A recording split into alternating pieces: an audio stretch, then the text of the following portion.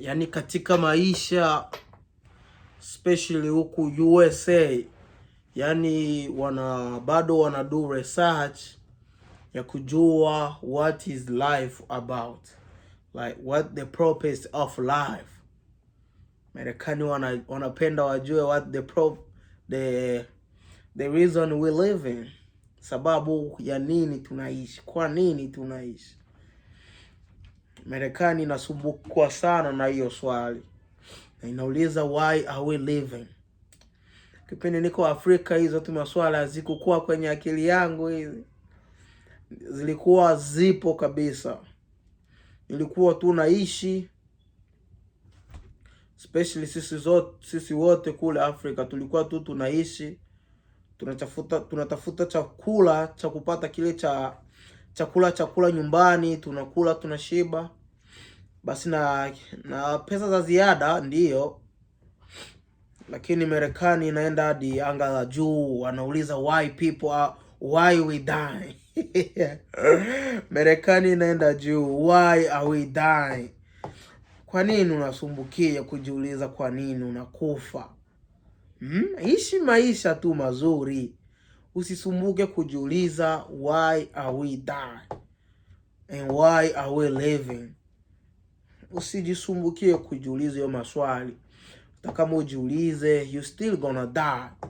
Hata kama ujiulize, you still gonna live the life that tuseme Mungu amekupangia. Hata kama usipojiuliza yoyote maswali. So kufatana na mimi, hakuna maana ya kujiuliza hiyo maswali, au tu ambazo swali unatakiwa ujiulize, nifanye nini ili niishi vizuri. Hizo ndio swali za kujiuliza. Nifanye nini niache kitu katika duniani? Nifanye nini na mimi nionekane ni mtu katika watu? Ndio, kila mtu ni mtu, lakini kuna vitu vingine vya ziada ambavyo vinaonyesha kwamba huyu kweli ni mtu. Kuna vitu vya ziada ambavyo vinaonyesha kweli huyu ni mtu. Kila mtu tena ni mtu, lakini kuna vitu vya ziada vinavyoonyesha kwamba huyu ni mtu. So hizo ndio swali za mtu inatakiwa kuwa anajiuliza, sio unakuja kujiuliza why are we living. Chenye unatakiwa ufanye ni kulive. Just live, na usubirie kipindi chako cha kufa, basi utazikwa tu. Utazikwa tu. Cha muhimu kujiuliza, nifanye nini ili niache historia nzuri? Nifanye nini ili niache kitu ambacho kinasaidia binadamu? Nifanye nini ili mimi mwenyewe niwe vizuri? Nifanye nini ili watu wawe fasi nzuri? That's all you have to do. Hautaki worry about life. Hapana. Usijali na maisha, wewe ishi. Usiingie kwenye mitego ya watu ambao wanauliza why are we living. No, ishi. Unatakiwa uishi, hapana kujiuliza why are we living. Inatakiwa uishi. Na hata kama ukifind out why are you living, then at the end of the day you will die. It's kind of funny, but you gonna die. Unaona sasa? So hakuna sababu ya kujiuliza yoyote maswali, but kuna vitu unatakiwa ujiulize na ukavipata. Kama nawezaje kuingia katika ufalme wa mbinguni?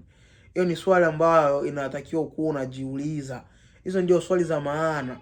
Naweza nikafanya nini ili nikaurithi ufalme wa mbinguni?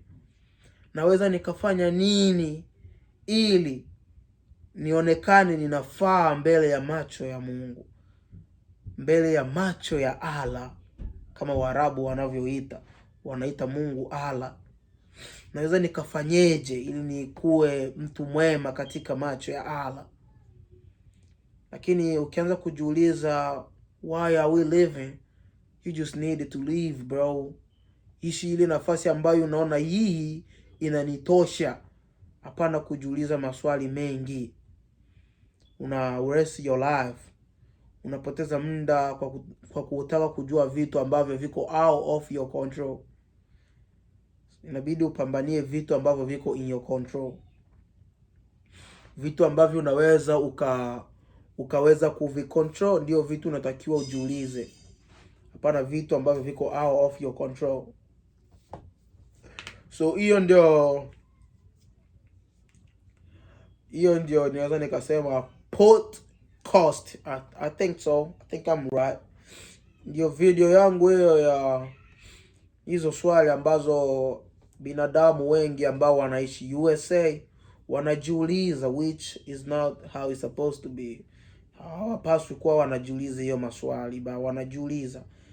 That's out of their control. So hawapaswi kujiuliza. So hii video kama imekuelimisha, basi share na marafiki zako. Kama haijakuelimisha, basi comment hapo chini na sisi tupate kujua, ili kupitia wewe, kwa sababu kuna quote ambayo inasema ukijiona wewe unajua kila kitu, basi hujajua kitu.